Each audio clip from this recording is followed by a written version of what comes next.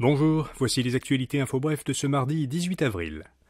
Radio-Canada et CBC ont suspendu hier toutes leurs activités sur Twitter pour protester contre l'ajout par le réseau social d'une étiquette « Média financé par le gouvernement » au compte principal de CBC sur Twitter. Selon la société d'État, cette étiquette implique que le gouvernement fédéral peut intervenir dans le contenu éditorial. CBC Radio-Canada dit que ce n'est pas le cas.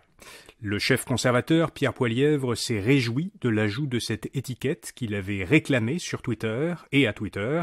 Justin Trudeau, lui, a dénoncé ce qu'il a qualifié d'attaque des conservateurs contre une institution canadienne.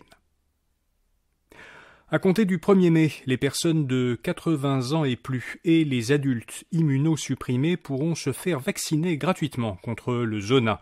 Cette vaccination comprend 2 doses. Leur efficacité à prévenir la maladie est de 90% sur une période d'environ 10 ans. Le Zona est un virus qui cause des éruptions cutanées douloureuses. Chaque année, le ministère de la Santé dénombre en moyenne 27 000 cas et 600 hospitalisations et 10 décès causés par la maladie.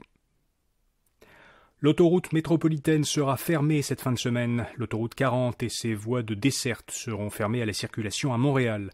À compter de 22h samedi et jusqu'à 11h dimanche, entre la sortie 78 et les entrées en provenance de l'autoroute 25 en direction est, et entre la sortie 80 nord et l'entrée en provenance du boulevard Langelier en direction ouest.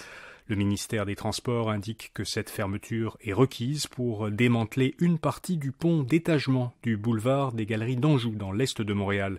Québec prévient que ces travaux entraîneront une forte congestion et recommande d'éviter le secteur. Au Soudan, un pays du nord-est de l'Afrique situé au sud de l'Égypte, plus de 180 civils ont été tués et au moins 1800 ont été blessés depuis samedi, selon l'ONU. De violents combats ont éclaté dans plusieurs villes du pays entre les armées de 2 généraux qui avaient pris le pouvoir ensemble lors d'un coup d'État en 2021. Au moins 2 hôpitaux de Khartoum, la capitale, ont dû être évacués parce qu'ils étaient visés par des tirs de roquettes. Et puis le gouvernement fédéral financera en partie un projet de recherche et développement de 470 millions de dollars de la filiale canadienne de l'entreprise suédoise Ericsson. Ce projet vise à mettre en place des réseaux sans fil 5G et 6G de prochaine génération.